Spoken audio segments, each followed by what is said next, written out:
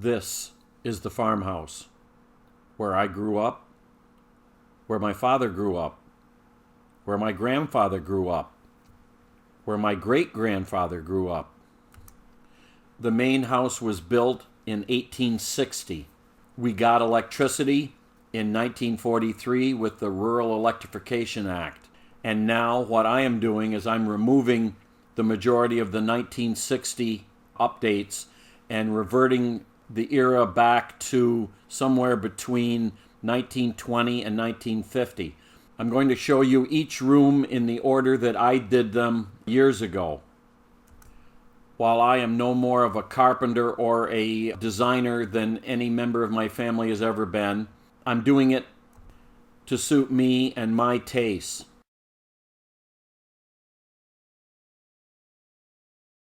Now that the living room is done, I'm going to show you some of the period accessories that we filled it with. Some of these you may have seen during our other videos of the build, but some will be brand new, or some we just glossed over and never covered. Here is the oval mirror that sits between the two roadside windows. It's not original. I think it's some kind of a reproduction. However, it's of the style of that era, and so that's why we chose it. And then flanking the mirror on either side is our kerosene sconces with the Christmas lights. The sconces are not reproductions, they are original except for the reflectors.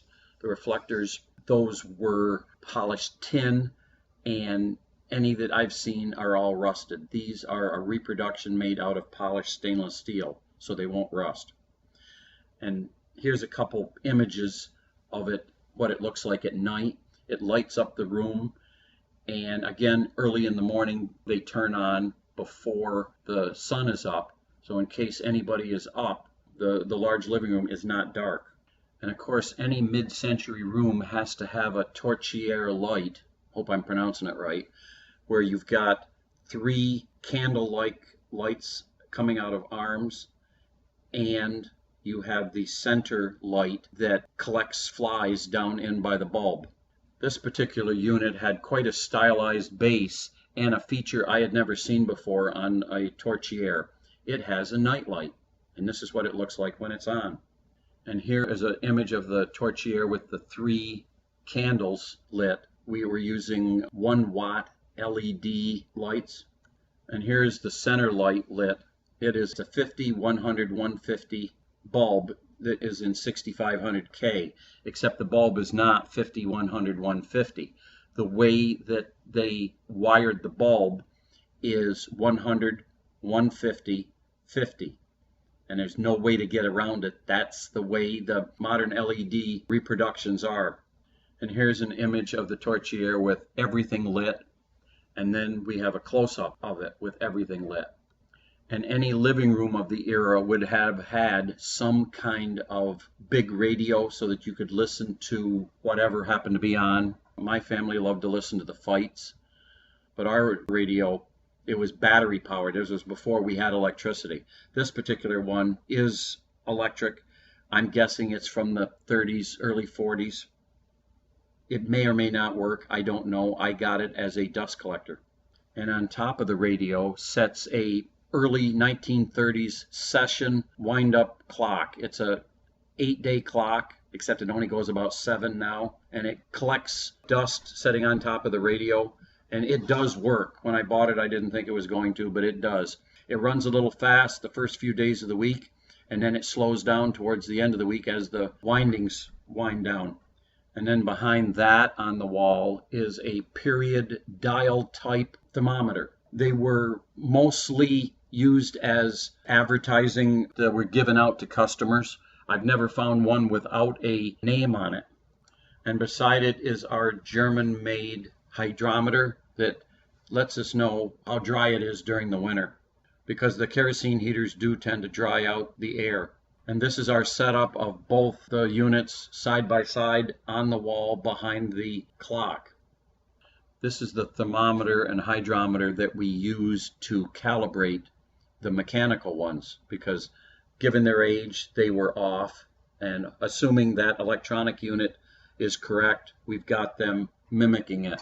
And then of course we took the receptacles along the wall in the living room and changed them from what we had in the kitchen, which is more modern, to 1940s style. And we did the same with the 3-place light switch for the 3 ceiling lights in the living room. And then over in the corner of the living room sits a 1957 RCA 19-inch corner cabinet TV. It's black and white, and it was one of their top of the line at the time, and yes, it does work. Back in the day, every TV had a TV light. It was some kind of a ceramic animal that the back side of it was cut out and there was a light installed. So here you see the front of our running horse and the back of the running horse. This is the original unit that we had back in the 50s. And of course, back in the day, any TV would have rabbit ears, and these are original 1950s atomic rabbit ears. And here is an original Robbins & Myers 1940s vintage fan. It works just about as good as it did 70 years ago. Up on the wall above the picture window, you may have seen our little clock. What that is a 1930s vintage GE in-wall 608 clock. And here is how we made it run, because when we got it, the motor was burned up. So the first thing to do was pull out the motor and replace it with a modern battery-powered movement. And it also has full sweep second hand, not a tick, tick, tick. Then as you can see, we took the modern hands and super glued them onto the underside of the original hands so that those hands would now fit the new battery movement. So we would have a clock that was modern and battery powered, but it would look exactly like the original 1930s GE gumball clock. And those are the accessories that we ended up putting in our 1940s living room upgrade.